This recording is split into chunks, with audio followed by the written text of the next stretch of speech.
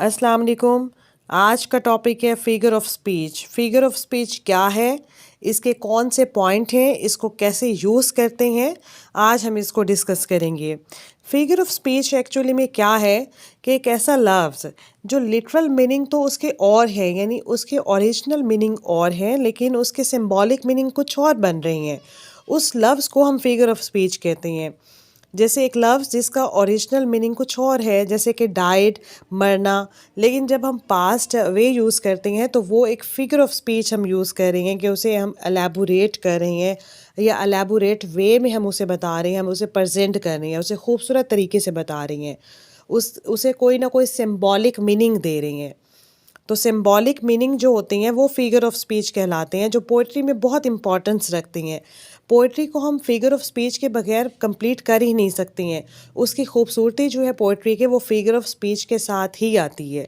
तो English language में उसे फिगर ऑफ स्पीच कहते हैं, इसी तरह से उर्दू लैंग्वेज में भी देखा जाए तो फिगर ऑफ स्पीच यूज़ होती हैं, लेकिन किसी और तरह से कि लफ्ज़ों को खूबसूरत कैसे बनाना है, कि पोइट्री को कैसे खूबसूरत बनाना है, उसकी लाइन को कैसे खूबसूरत बनाना है।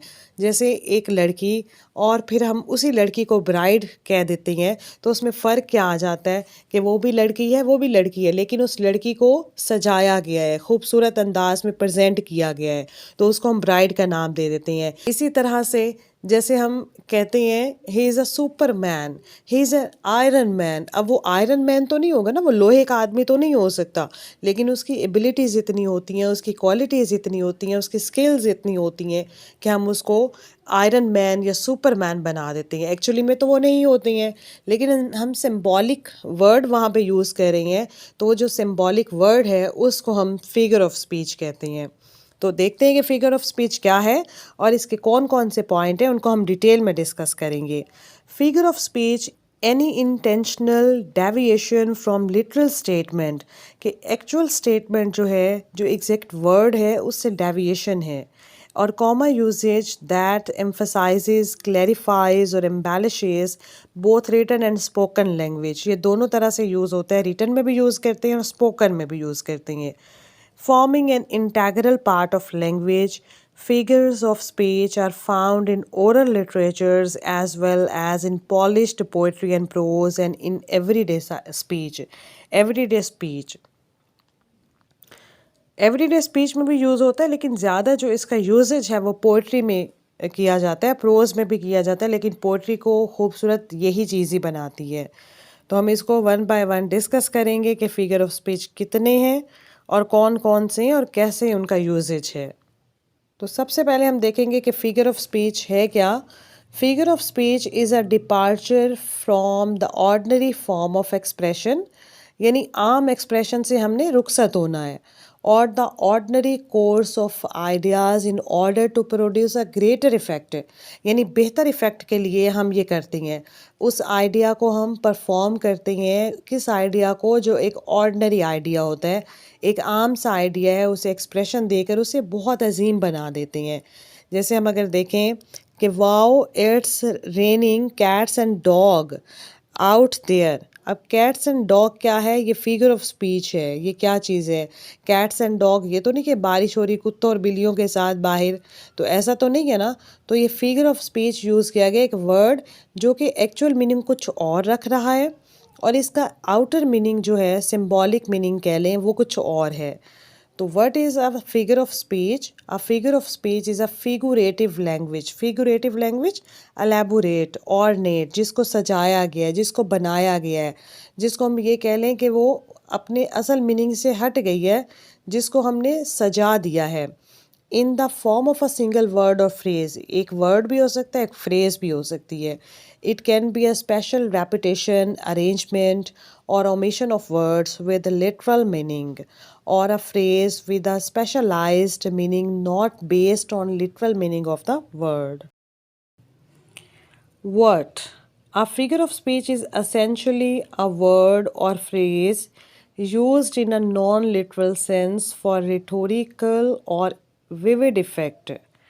बहुत क्लियर है कि रिटोरिकल और विविड इफेक्ट के लिए नॉन लिटरल वर्ड्स को यूज़ किया जाता है। They are plainly defined as saying one thing in term of something else, What does that mean? Well, it is simply actually. तो बहुत सिंपल वे में उसको बताया गया है कि लिटरल वर्ड को हम यूज़ एक और सेंस में करते हैं और फिगर ऑफ स्पीच के वर्ड को हम किसी और सेंस में यूज़ करते हैं। वन एवर यू से something but you do not mean it literally, कि आप कुछ कहते तो और हैं लेकिन एक्चुअली में उसका मीनिंग वो नहीं होता है जो उस लफ्ज़ का लिटरल मीनिंग होता है। You are using a figure of speech. Let's say you are about to head out to the store and your mother says, "You better take a jacket. It is raining cats and dog out there." अब बाहर आप जा रही हैं और आपकी माँ यही कह रही है कि बेहतर है कि आप जैकेट ले जाओ क्योंकि बाहर बारिश बहुत ज़्यादा हो रही है। कैट्स एंड डॉग्स का मतलब एक तो होता है ना कुत्ते और बिल्लियाँ, लेकिन उसका फिगर ऑफ स्पीच के हवाले से देखा जाए सिंबॉलिक मीनिंग है कि हैवीली, मतलब बहुत ज़्यादा मूसलाधार, कि बाहर बहुत तेज़ बारिश हो रही है। तो अब ये क्या है, फिगर ऑफ स्पीच यहाँ पे यूज़ किया गया, cats and dog. Does your mom literally means animals are falling from the sky? अगर हम देखा जाए तो क्या ये सेंस है? नहीं, इसके यहाँ पे क्या सेंस है, कैट्स एंड डॉग हैवीली, बहुत ज़्यादा।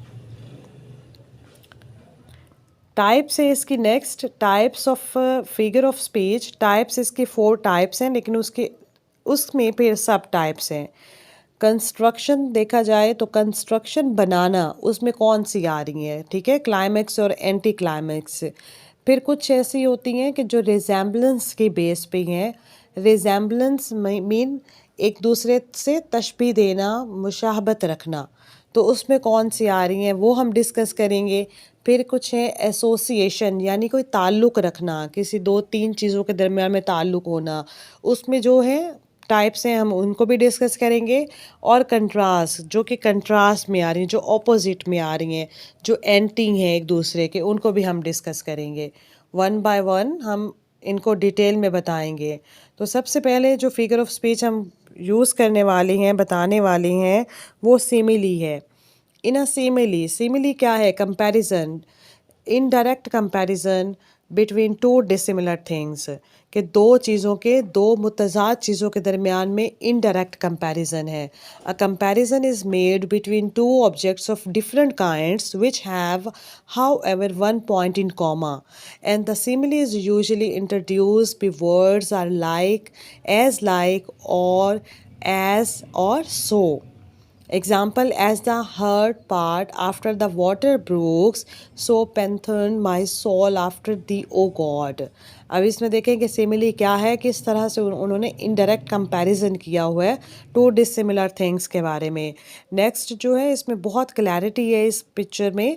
सिमिली क्या है कि this pizza is as cold as ice, कि ये पिज़्ज़ा इतना ठंडा है जितना कि बर्फ़। अब दो डिसिमिलर थिंग्स हैं, पिज़्ज़ा और आइस, तो दोनों ही जो है वो डिसिमिलर थिंग्स हैं, लेकिन उन दोनों में कंपैरिजन किस तरह से किया गया, इनडायरेक्ट, कि वो उतना ठंडा है, पिज़्ज़ा उतना ठंडा है, पिज़्ज़ा ठंडा तो नहीं होता लेकिन वो पिज़्ज़ा उतना ठंडा है जितना कि बर्फ़ ठंडी होती है। My dog is as smelly as dirty socks. अब डॉग और डर्टी सॉक्स दोनों ही डिफरेंट थिंग्स हैं, लेकिन उनमें क्या है कि इनडायरेक्ट कंपैरिजन किया गया है, तो ये सिमिली है। अब मेटाफर क्या है, मेटाफर होता है डायरेक्ट कंपैरिजन, कि डायरेक्ट कंपैरिजन क्या है, direct comparison between two dissimilar things, ये भी डिफरेंट होती हैं लेकिन डायरेक्ट कंपैरिजन है। A metaphor is an implied simile, it doesn't like the simile state that one thing is like another और acts as another, but takes that for granted and proceeds as if the two things were one. The camel is a ship of the desert. अब देखा जाए तो camel जहाज़ नहीं है, सहरा का जहाज़ नहीं है, एक्चुअली में जहाज़ नहीं है। ये जो एक्चुअली में एक जहाज़ होता है और जो कैमल है, ऊँट, दोनों मुख्तलिफ चीज़ें हैं, लेकिन क्या है कि डायरेक्ट कंपैरिजन कर दिया है। जैसे माई सन इज़ अ मून, अब मेरा बेटा चाँद तो नहीं है लेकिन चाँद और मेरे बेटे में क्या है, डायरेक्ट कंपैरिजन है। तो दैट इज़ द मेटाफर, जिसमें डायरेक्ट कंपैरिजन है वो मेटाफर कहलाएगा, कि हम उस चीज़ को डायरेक्ट उस चीज़ को रिलेट कर रही हैं। Note every simile can be compressed into a metaphor, and every metaphor can expanded into a simile. Thus, instead of saying Akash fought like a lion, तो ये simile है, like आ गया ना या as आ जाए, we can say Akash was a lion in the fight. अब उसे direct कहा गया है और this is the metaphor.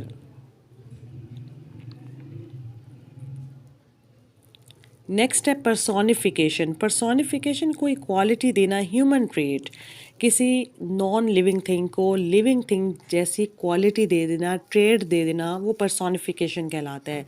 In personification in animate objects, in animate बेजान चीज़ें, एंड एब्स्ट्रैक्ट नोशंस, और ख़याली एब्स्ट्रैक्ट जो ख़यालात होते हैं हमारे, नोशन भी ख़यालात यानी जो हमारे सिर्फ हम सोच के जो ख़यालात होते हैं, बस ज़ाहिरी नज़र आने वाली चीज़ नहीं, are spoken of as having life and intelligence. personification occurs when the author or speaker gives human characteristics to non-human objects। जब हम कोई भी ह्यूमन करेक्टरिस्टिक दे देते हैं, ह्यूमन ट्रेड दे देते हैं नॉन लिविंग थिंग्स में, तो that is the personification। For example, the trees scream in the raging wind. Trees plural है, प्लूरल नाउन है, इसके साथ सिंगुलर वर्ब लगाएंगे। ट्रीज स्क्रीम, स्क्रीम मीन होता है चीखना चिल्लाना, इन द रेजिंग विंड गुस्सेदार तेज़ कड़कदार हवा में। तो अब ट्रीज़ ना लिविंग थिंग है, लेकिन स्क्रीम जो चीखना चिल्लाना है ये ह्यूमन ट्रेड है। Can trees actually scream? No, that is a human trait. So the use of personification here gives a better description of the sound trees make in raging या strong winds, कि तेज़ हवा में अब आवाज़ कैसे होगी दरख्तों की, जो दरख्तों की आवाज़ है उसको क्या बना दी, ह्यूमन ट्रेड बना दी है। तो that is the best example of personification.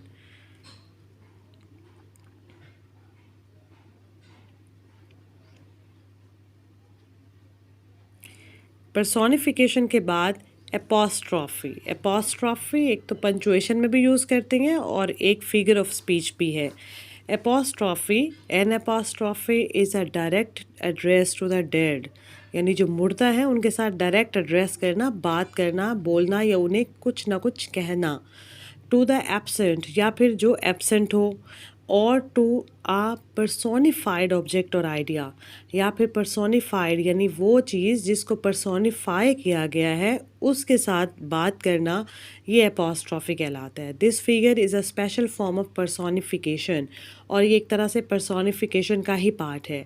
For example, O stars and clouds and winds ye are all about to mock me.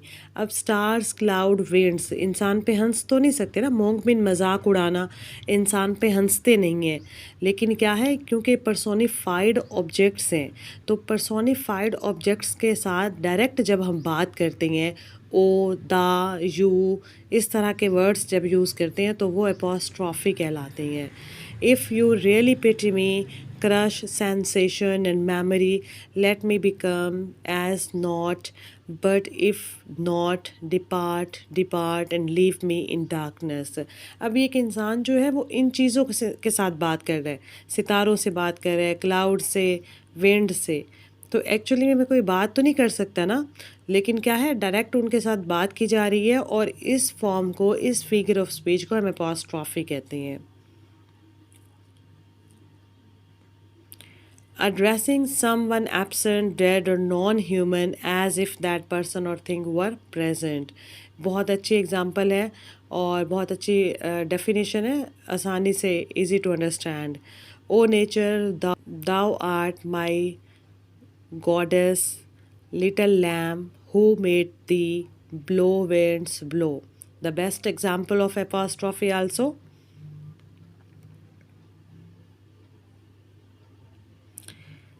Next, another example is here.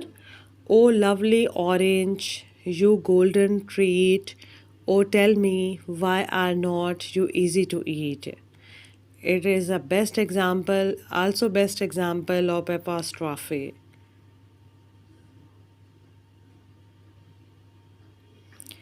Next, is hyperbole. Hyperbole, what is hyperbole? In hyperbole, a statement is made emphatic by overstatement. Emphatic mean जिस पे जोर दिया जाए, जिसको लाजमी करार दे दिया जाए, जिस पे ताकीद की जाए, हाइपरबॉल। एग्जैजरेशन को भी हम कह सकते हैं कि जहाँ पे कोई बात करनी है लेकिन बहुत बढ़ा के बात करनी है, एग्जैजरेशन एग्जैजरेटेड वे में बताना है, तो वो उस टर्म को हम हाइपरबॉल कहेंगे। I have told you a million times. अब मिलियन टाइम्स क्या हाइपरबॉल है कि मैंने तुम्हें बहुत दफ़ा, हमने बहुत दफ़ा बोलना था, तो मिलियन यानी मिलियन, मिलियंस बहुत ज़्यादा, लाखों में, लाखों टाइम मैंने तुम्हें बताया है। तो ये बहुत अच्छी एग्जांपल है कि एग्जैजरेटेड वे में हमने जब बात करनी है तो वो हाइपरबॉल कहलाता है। वो वर्ड जो हम यूज़ कर रहे होते हैं उस वक्त वो हाइपरबॉल कहलाता है। हाइपरबॉल इज़ अ मेजर एग्जैजरेशन और ओवर स्टेटमेंट। ओवर स्टेटमेंट भी एग्जैजरेशन को कहते हैं जब हमने किसी चीज़ को बढ़ा कर बताना है। Authors use the figure of speech to emphasize a point or add humor. यानी पॉइंट पे एम्फसाइज करने के लिए या फिर ह्यूमर को ऐड करने के लिए, तंज़ो मज़ाक को ऐड करने के लिए वो यूज़ करते हैं। एग्ज़ाम्पल, आई नियरली डाइड लाफिंग। तकरीबन मैं हंसते हंसते मर गया, मतलब मैं इतना ज़ोर के हंसा कि मुझे ऐसे लगा कि करीब करीब मैं मर गया हूँ, मेरी हंसी इस कदर निकल रही थी। तो ये हाइपरबॉल के एग्ज़ाम्पल है ये भी। नेक्स्ट बहुत अच्छे एग्जाम्पल्स हैं hyperbole examples. This homework is going to take years. अब होमवर्क को ईयर्स तो नहीं लग सकते ना करने में, लेकिन ईयर्स क्या है, हाइपरबॉल एग्जैजरेटेड वर्ड है, एग्जैजरेटेड वे में बता रहा है कि होमवर्क इतना ज़्यादा है, मुझे लग रहा है कि करते करते सालों लग जाएंगे। And this is the worst dessert in the world. अब वर्स्ट बदतरीन, ये तो बदतरीन मीठा है दुनिया का। ऐसा तो नहीं हो सकता कि दुनिया का बदतरीन मीठा यही एक केक हो, यानी उसका जायका इतना गंदा है, बताना ये चाह रहे हैं कि ऐसे लग रहा है कि दुनिया की बदतरीन चीज़ है। तो ये क्या है, एग्जैजरेशन है, हाइपरबॉल इसको कहेंगे। I will literally die if you do not stop using hyperboles incorrectly. तो ये भी अच्छी एग्जांपल है कि मैं वाकई मर जाऊंगा अगर आपने अच्छी एग्जांपल यूज़ ना की। एफ्यूसिज्म, एफ्यूसिज्म क्या है, euphemism consist in the description के बातचीत में, डिस्क्रिप्शन में, of a disagreeable thing by an agreeable name, कि एक अग्रीएबल नेम है, अग्रीएबल नेम के ज़रिए से हम एक डिसअग्रीएबल चीज़ को यूज़ कर रहे हैं। You are telling me a fairy tale means bracket में क्या है, अ लाई, यानी एक तो ये तो झूठी कहानी है, यानी फेरी टेल को हम क्या कहते हैं, फेक स्टोरी कहते हैं ना, लेकिन फेक स्टोरी को हमने फेक वर्ड यूज़ नहीं किया, लाई का वर्ड यूज़ नहीं किया, हम फेरी टेल उसे खूबसूरत तरीके से बना रहे हैं कि तुमने मुझे एक कहानी बता रहे हो, एक फेरी टेल बता रहे हो, एक झूठी कहानी कहेंगे वो नेगेटिव सेंस चली जाएगी, इसको पॉजिटिव वे में हमने यूज़ करना है। डिस्क्रिप्शन को बेहतरीन बनाने के लिए भी हम इसको यूज़ करते हैं, एफ्यूसिज्म को। A mild word phrase used to replace one that is thought to be harsh। वही बात आ गई कि अगर हमने कोई ऐसी चीज़ बतानी है जो कि बहुत सख्त है, हार्श है, गंदी सी है, उसको उसके उस इम्पैक्ट को चेंज करने के लिए हम एक माइल्ड वर्ड लेकर आते हैं। कि सम टाइम होता है ना, हमने बात करनी है और हम ये चाह रहे होते हैं कि हमारा लहजा या हमारी गुफ्तगू ज़्यादा हार्श ना हो, लेकिन हमारा वो मैसेज भी पहुंच जाए, तो उस वक्त जो हम वर्ड यूज़ कर रहे होते हैं ना, वो एफ्यूसिज्म होता है। She passed away last year. अब पास्ट अवे डाइट वर्ड हम देखें तो वो थोड़ा सा हार्श है। पास्ट अवे गुज़र गई, चली गई। I am going to have to let you go, तो ये भी एफ्यूसिज्म है। I am going to have to let you go, तो ये भी एफ्यूसिज्म की एक एग्जांपल है।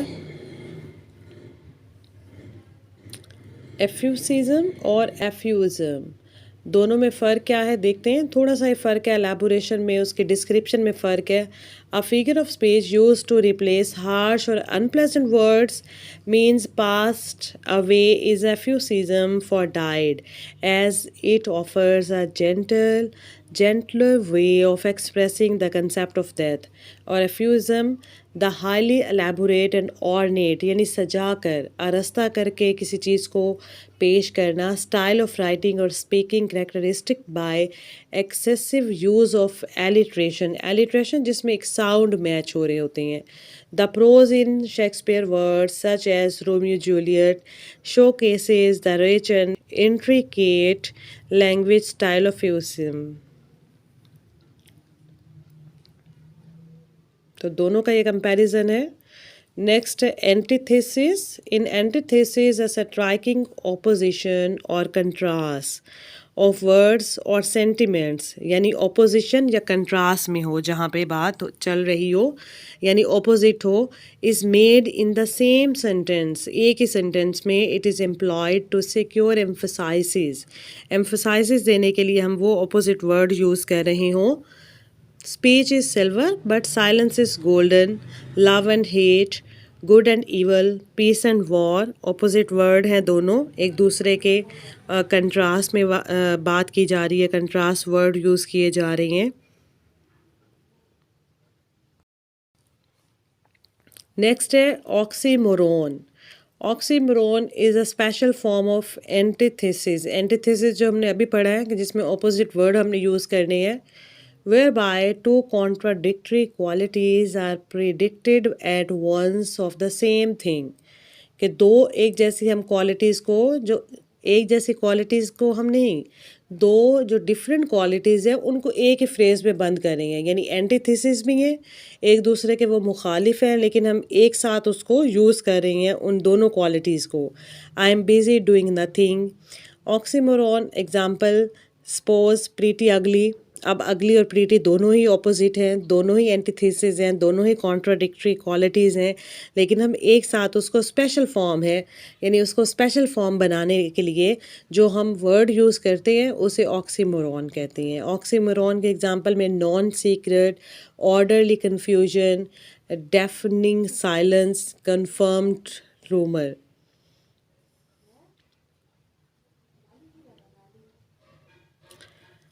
Oxymoron pairs two words, pair of words में ये आते हैं, यानी दो लफ्ज़ों पे मुश्तमिल ये लफ्ज़ जो होते हैं वो ऑक्सीमोरॉन कहलाते हैं.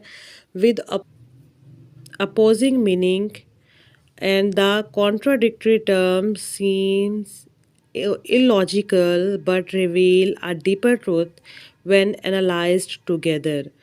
यानी जब हम उन्हें एनालाइज करते हैं, पूरी लाइन को पढ़ते हैं, होता वो इलॉजिकल है, लेकिन उस जब लाइन को पढ़ते हैं तो वो उसके अंदर डीपर ट्रूथ फिर ज़ाहिर होती है.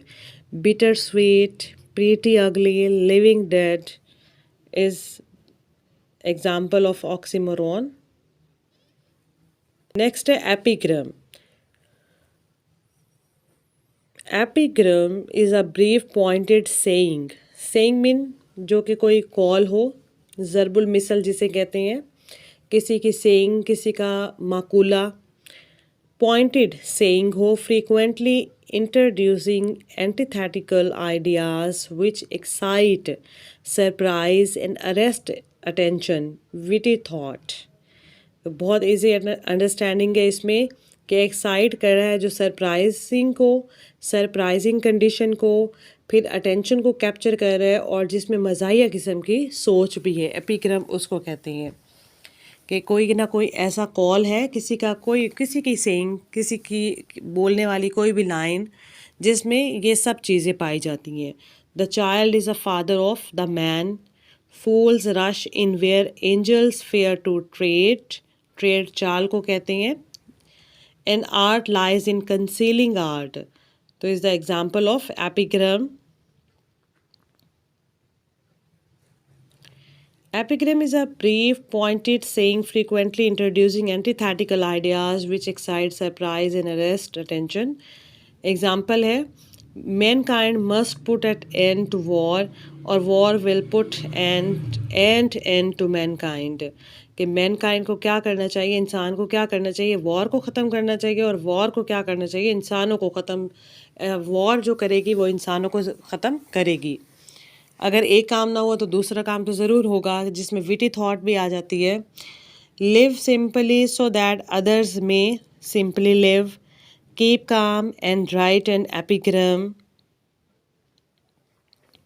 तो एपिग्राम शॉर्ट वे में हम जो कहेंगे कि वो एक सेइंग है, कॉल है, जिसमें अटेंशन अरेस्ट अटेंशन भी की जाती है, यानी अटेंशन को भी पकड़ा जाता है, और उसके साथ साथ फिर सरप्राइजिंग सिचुएशन भी होती है, और उसके साथ साथ उसके अंदर विटी थॉट भी होती है। विटी मीन मज़ाहिया, गुफ्तगू भी होती है। Next irony. Irony is mode of speech in which the real meaning is exactly the opposite of that which is literally conveyed। यानी इनर मीनिंग कुछ और है, और जो एक्सटर्नल मीनिंग है, जो कि सुपरफिशियल कह लें, जो ऊपर वाले मीनिंग है, वो कुछ और होते हैं। यानी अंदर से कोई और बात है, ऊपर वाली कोई और बात है। सिंबॉलिक मीनिंग कुछ और वे में कहेंगे। आयरनी में ज़रा तंज़ो मज़ा पाया जाता है उसमें। For Brutus is an honourable man. अब ब्रूटस को ये कहा जाए कि ये तो ऑनरेबल मैन है, सो आर दे आर ऑल, कि वो तो इतना जालिम है। अगर हम एक स्टोरी पढ़ते हैं उसमें ब्रूटस है, एक स्टोरी भी इसका नाम यूज़ किया गया कि किस तरह का जालिम इंसान था, तो हम फिर भी उसे ऑनरेबल मैन कह रहे हैं, तो ये एक आयरनी है जो जिसमें एक तंज पाया जा रहा है। सो आर दे ऑल, अगर वो ऑनरेबल मैन है फिर तो वो सारे ही ऑनरेबल मैन है। ऑल ऑनरेबल मैन यानी जितने भी लोग हैं जो कि हम जालिम का कहते हैं, जिनको क्रूअल कहते हैं, वो सारे के सारे फिर तो ऑनरेबल हैं। नीचे उन्होंने आपको रेफरेंस भी बताया गया है। द कोट, ये कोट कहाँ से लिया गया है? मार्स एंटनी में। एंटनी एक बहुत ही हिस्टोरिकल कैरेक्टर है, एक इम्पॉर्टेंट हिस्टोरिकल कैरेक्टर है जो कि शेक्सपियर के ड्रामा में पाया जाता है। Is reporting that Brutus a tyrant is an honourable man, यानी वो इस तरह से आयरॉनिकल वे में बात कर रहा है। However Mars Antony doesn't agree and is saying that if Brutus is an honourable man then everyone is honorable. In effect, he is no different than anyone else and is indeed worse.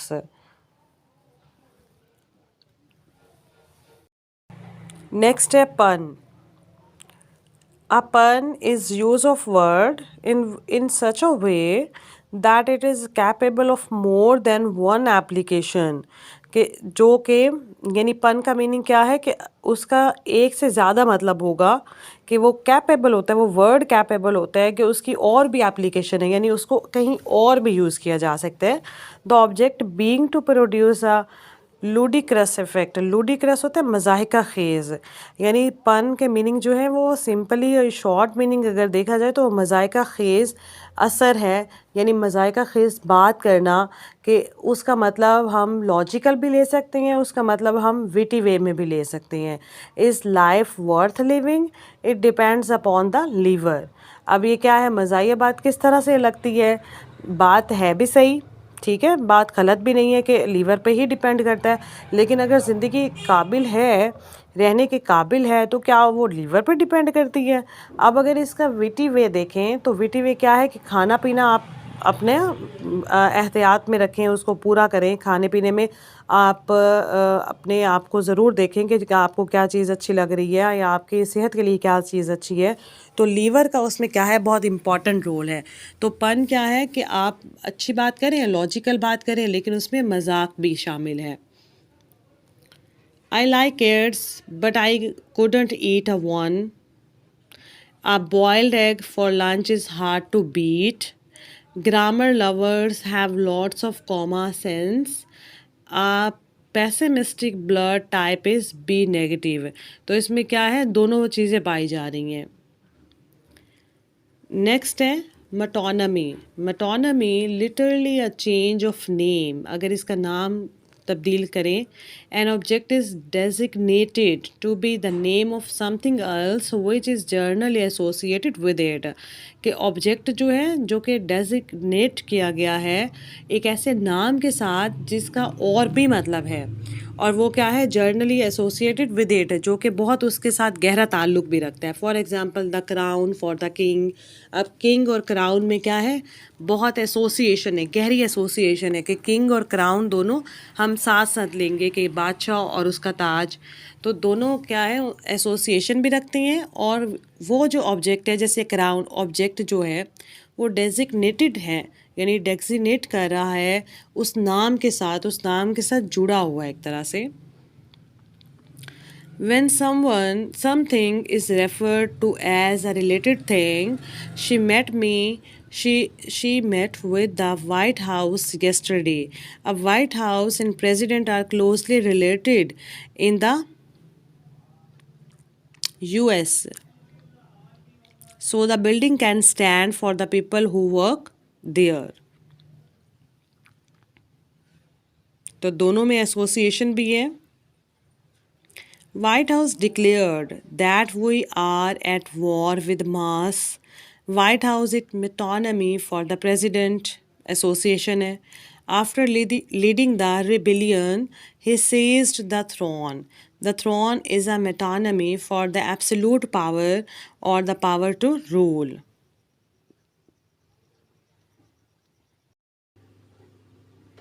Next है synecdoche. In synecdoche, a part is used to designate the whole or the whole to designate a part. यानी जो एक sentence है उसके two parts हैं, जो एक part है वो दूसरे को डेजिग्नेट कर रहा है और जो पहले वाला हिस्सा है वो दूसरे को कर रहा है। यानी दोनों जो है एक हिस्सा है और एक होल है। जैसे हम कंडीशनल सेंटेंसेस देखते हैं कि एक उसमें इंडिपेंडेंट क्लॉज होती है और एक डिपेंडेंट होती है और दोनों एक दूसरे के साथ जुड़ी हुई होती हैं, यानी कोई ना कोई लिंक होता है। तो ऐसे ही ये फर्स्ट पार्ट और जो सेकंड पार्ट है वो दोनों एक दूसरे के साथ रिलेट करता है। अब सेकंड पार्ट क्या होगा कि जैसे कि ब्रैकेट में अंदर हम कुछ लिख देते हैं, एक्स्ट्रा डिटेल दे देते हैं, तो जो अंदर वाला हिस्सा है, जो ब्रैकेट के अंदर वाला पार्ट है, वो बाहर वाले यानी होल सेंटेंस को कवर करता है और जो होल सेंटेंस है वो अंदर वाली ब्रैकेट के अंदर जो लिखा होता है उसको वो कवर करता है। तो वो सिनेक्टिया है और ये ग्रीक टर्म है, ग्रीक लिटरेचर में ये यूज़ किए जाते थे। हम तो आज ब्रैकेट यूज़ कर देते हैं और ब्रैकेट उसको नाम दे देते हैं, लेकिन ग्रीक के हवाले से अगर देखा जाए, ग्रीक लिटरेचर के हवाले से देखा जाए तो वो इसको सिनेक्टी बोलते थे। For example, give us the day our daily bread. Second क्या है, इंग्लैंड। अब डेली ब्रेड, ब्रेड क्या चीज़, किस चीज़ को शो कर रहा है, रोटी को। अब ब्रेड देखा जाए और दूसरा इसका पार्ट क्या है, इसका और भी मीनिंग है। England the English cricket team, अब ब्रैकेट उसको एक्सप्लेन कर रही है, ब्रैकेट में जो लाइन है, जो वर्ड है, वो उसको बाहर वाले लफ्ज़ को एक्सप्लेन कर रहा है कि England won the first test match against Australia. तो जो ब्रैकेट है वो क्या है, सिनेक्टी। ये पूरा जो सेंटेंस है वो ये कहलाएगा, क्योंकि ये एक दूसरे को कवर कर रहा है, पूरा कर रहा है। नेक्स्ट है लिटोटाइज। लिटोटाइज भी ग्रीक टर्म है, ग्रीक लिटरेचर में ये यूज़ की जाती थी। अ figure of understatement in which N affirmative is expressed by a negation of the contrary और ऑपोजिट। यानी क्या है कि जो अंडरस्टेटमेंट है उसमें एफर्मेटिव यूज़ किया गया, वर्ड एफर्मेटिव यूज़ किया गया है।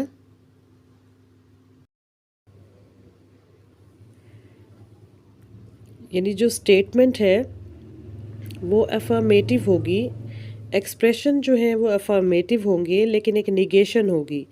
यानी सेंटेंस में आप जब देखेंगे, एक सेंटेंस पढ़ेंगे तो वो अपेरेंटली ये लगेगा कि जैसे कि निगेशन है उसमें, उसमें निगेटेड वर्ड यूज़ किए गए होंगे, लेकिन मैसेज क्या होगा, अफर्मेटिव मैसेज होगा।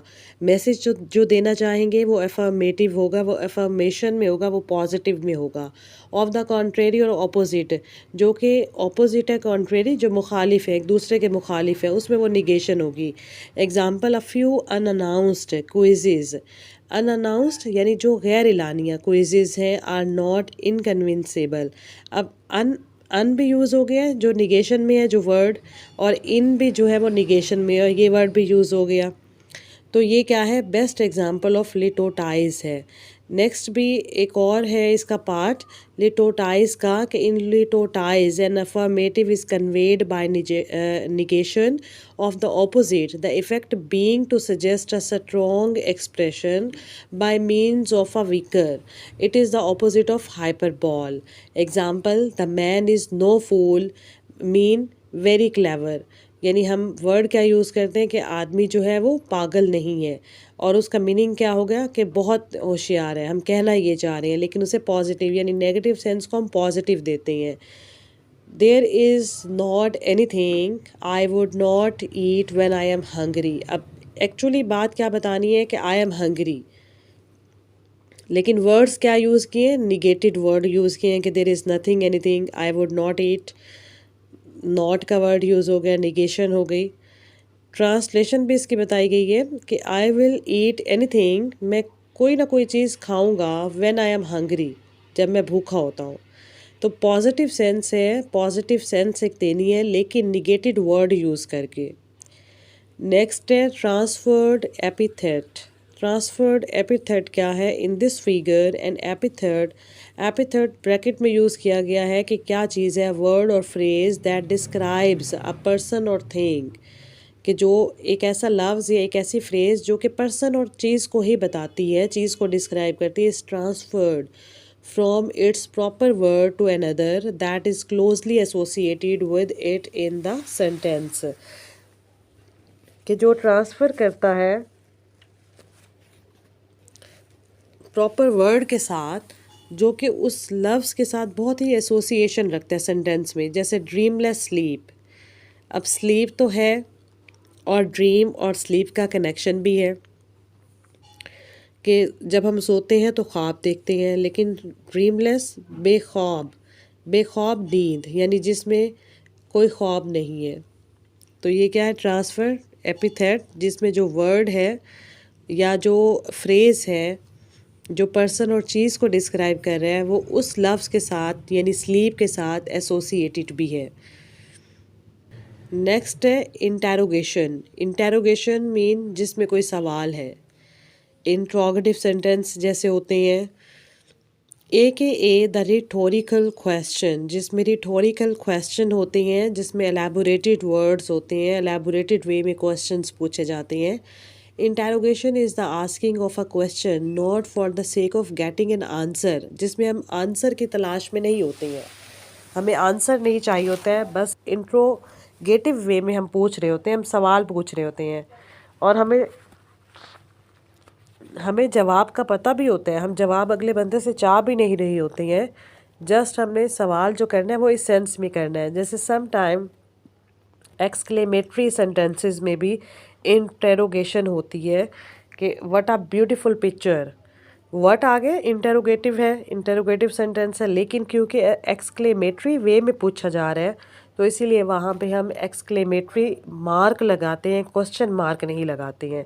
तो सेम ऐसे ही है यहाँ पर भी, but to put a point out more effectively, उसे स्टेटमेंट को इफ़ेक्टिवली बनाने के लिए हम क्वेश्चन पूछते हैं और उसके आंसर को भी हम उसी में ही रिप्लाई कर देते हैं। Are you crazy, can you imagine that. इस तरह के जितने भी सेंटेंसेस हैं हम डेली उसको यूज़ भी करते हैं, वो इंटेरोगेशन में आते हैं, और वो भी एक फिगर ऑफ स्पीच है कि जो हम यूज़ करते हैं राइटिंग स्टाइल को या स्पीकिंग स्टाइल को ब्यूटीफाई करने के लिए, उसको खूबसूरत बनाने के लिए। नेक्स्ट है एनास्ट्रॉफी। एनास्ट्रॉफी क्या है कि जिसमें हमने वर्ड्स को अरेंज करना है, रीअरेंज करना है।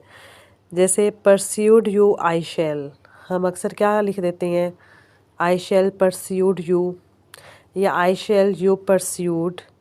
अब यहाँ पे आ रहा है परस्यूड यू आई शैल, मैं तुम्हें आमादा करूँगा, आमादा तुम्हें मैं करूँगा। तो रीअरेंज करना है, एनास्ट्रॉफी उसको कहते हैं, रीअरेंजमेंट्स ऑफ वर्ड्स को, कि rearrangement of a parts of a sentence और phrase that changes the meaning of sentence, कि जो मीनिंग चेंज कर देते हैं हम उसको, सेंटेंसेस को रीअरेंज करना। समटाइम्स हमने देखा होगा कि क्वेश्चन आंसर्स के बाद एक ऐसा पार्ट है, एक्सरसाइजेज में अक्सर ऐसा पार्ट होता है कि जिसमें हमने सिर्फ वर्ड्स को अरेंज करना होता है, ये छोटी क्लासेस में अक्सर एक्सरसाइजेज में होता है।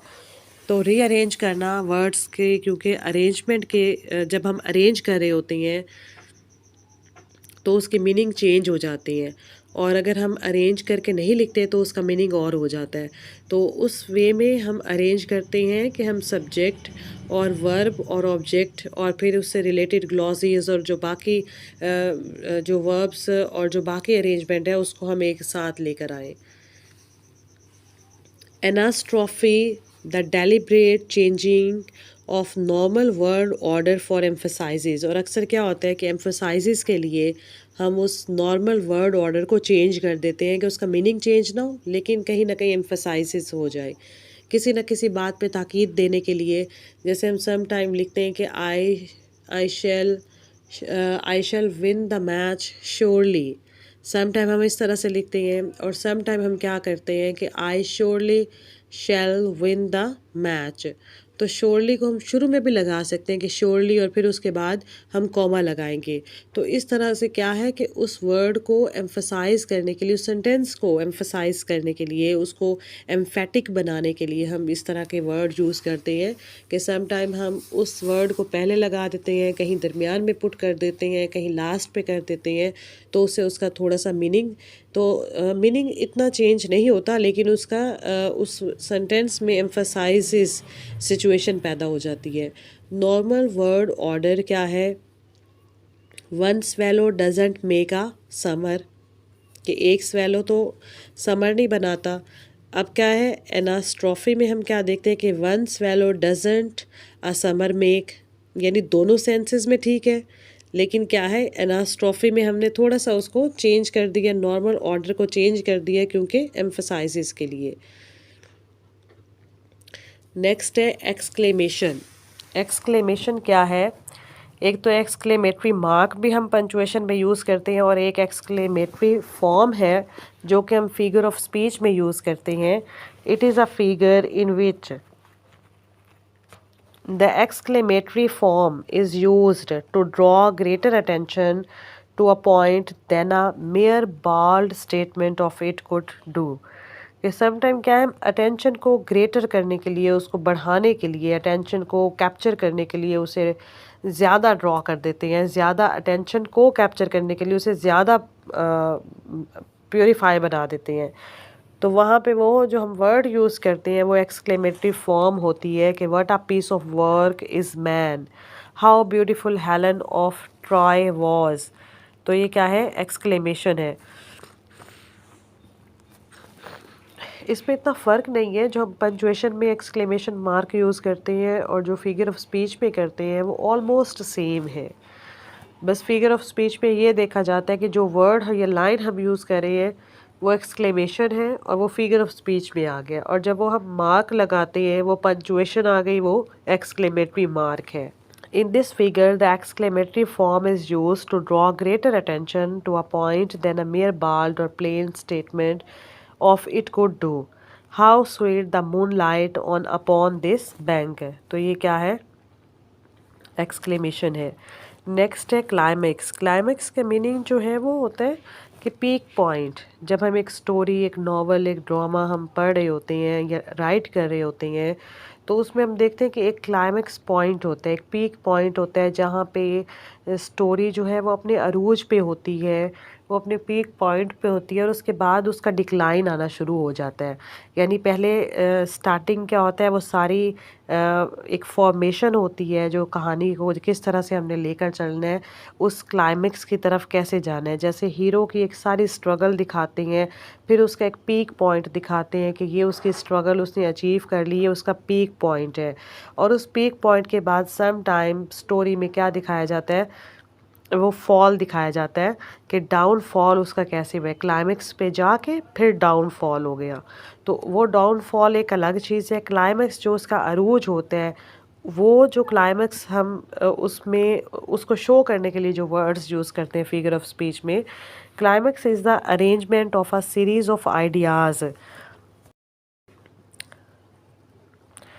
कि जो आइडियाज़ की सीरीज़ है, आइडियाज़ की सीरीज़ को अरेंज कैसे करना है in the order of increasing importance. यानी इम्पॉर्टेंस को हमने कैसे बढ़ाना है। आइडियाज़ को हम फिर इसी तरह से अरेंज करते हैं कि वो जो हीरो या हीरोइन या जो मेन कैरेक्टर होता है, जो लीडिंग कैरेक्टर होता है, उसका क्लाइमेक्स कैसे दिखाना है, उसकी इम्पोर्टेंस को कैसे इंक्रीज़ करना है। जैसे आजकल में जो हिटिंग ड्रामास भी हैं, उसमें भी एक ना एक ऐसा पॉइंट होता है जो हीरो या हीरोइन के लिए एक ऐसी एपिसोड बना देते हैं, एक ऐसा सीन बना देते हैं जो हीरो और हीरोइन के लिए बहुत इम्पॉर्टेंट होता है। और वो सारे जो पीछे आइडियाज़ होते हैं, यानी जो सारे इवेंट्स होते हैं, वो एक उस क्लाइमेक्स के साथ जुड़े हुए होते हैं। और फिर वो उस क्लाइमेक्स पे अगर तो हीरो या हीरोइन यानी हीरो अगर पायस है, यानी वो प्योर है, और या हीरोइन प्योर है या पायस है, तो फिर उसका जो है वो एक तरह से क्लाइमेक्स वो वाला जो पॉइंट होता है, उससे फिर उसे खुशी की तरफ ले जाते हैं। मतलब उसको ये दिखाते हैं कि वो एवरग्रीन ही अब खुश हो गया है। और अगर उसका वो पॉइंट यानी उसकी पर्सनैलिटी का कोई ऐसा डीमेरिट है, जैसे अगर वो कोई गरूर करने वाला है या वो कोई बुरा आदमी है, तो फिर उसको क्या दिखाते हैं, फिर उसका डाउनफॉल वहाँ से दिखाएंगे, जो एंड क्लाइमेक्स पे जाकर फिर उसको डाउनफॉल में लेकर आएंगे। तो ये सारी एक तरह से डिमांड होती है उस सारे सीन की, उस सारी स्टोरी की। There are three things that will endure: faith, hope and love. यानी ये तीन चीज़ें जो हैं वो ये बहुत इम्पॉर्टेंट होती हैं, जिनको हासिल करना होता है तो क्लाइमेक्स पे इंसान पहुंच जाता है। But the greatest of these is love. तो अब ड्रामाज में देखें या नॉवल में देखें तो ये तीनों चीज़ें बहुत इम्पॉर्टेंट होती हैं, और लव तो बहुत इम्पॉर्टेंट होता है। जैसे कि हमारे आजकल के ड्रामास हैं और उसमें ज़्यादातर सीन इसी तरह के ही होते हैं, यानी उनको उसमें स्टोरी ऐसे ही होती है कि लव ट्रायंगल है, या उसको वो पसंद नहीं थी, उसकी उससे शादी हो गई, या उसकी उससे शादी होनी चाहिए, या वो अमीर है या वो गरीब है। तो इस तरह की चीज़ें हैं, लेकिन उनमें सबसे इम्पॉर्टेंट जो चीज़ है वो लव होती है। वो लव होता है। नेक्स्ट है एंटी क्लाइमेक्स। अब एंटी क्लाइमेक्स क्या है? जो क्लाइमेक्स के ऑपोजिट है। Anti climax is the opposite of climax, a sudden descent from higher to lower. यानी एक दफ़ा करेक्टर को बहुत वो हायर स्टेट पे लेकर गई हैं, जो उसका क्लाइमेक्स था, अब वो एंटी क्लाइमेक्स, जिसको मैंने पहले भी डाउनफॉल बोला। It is chiefly used for the purpose of stair और रिडिकुलस। यानी वो किस लिए यूज़ किया जाता है, वो किस मकसद के लिए होता है? वो स्टायर के लिए होता है, वो मज़ाहिका ख़ेज़ सिचुएशन को क्रिएट करने के लिए होता है कि ये एक इंसान बुरा था, इसका पहले क्लाइमेक्स दिखाया और अब इसका एंटी क्लाइमेक्स है। और अगर एक अच्छा इंसान है, उसका क्लाइमेक्स दिखाया, तो क्लाइमेक्स उसका जो पीक पॉइंट होता है वही उसकी एंडिंग पॉइंट होता है कि अब वो खुशियों भरी ज़िंदगी गुजारेगा या गुजारेगी। He lost his family, his car and his cell phone. तो ये क्या है? एक पर्सन का एंटी क्लाइमेक्स है। नेक्स्ट है onomatopoeia. Onomatopoeia is the formation of a word from a sound associated with what is the named. यानी ये बेसिक क्या है? साउंड जो हम क्रिएट करते हैं। जैसे मुर्गे की आवाज़ क्या है? कॉकरो, कॉक कैसे क्रो करता है, जो उसकी आवाज़ है वो अनोमैटापियो है। तो बेसिक ये फॉर्मेशन, ये लफ्ज़ जो है ये क्या है कि बेसिक इसका जो पर्पस है वो साउंड है। कुकू, सीजल, सीजल अब क्या है? सीजलिंग। ये एक साउंड है। और जिस तरह से क्लैटर, ये भी एक साउंड है। तो ये बेसिक जो है वो साउंड को शो कर रहा है। क्रश्ड, क्रशिंग, क्रंच, ये साउंड है। Onomatopoeia. Onomatopoeia is when words sound like the noise being described.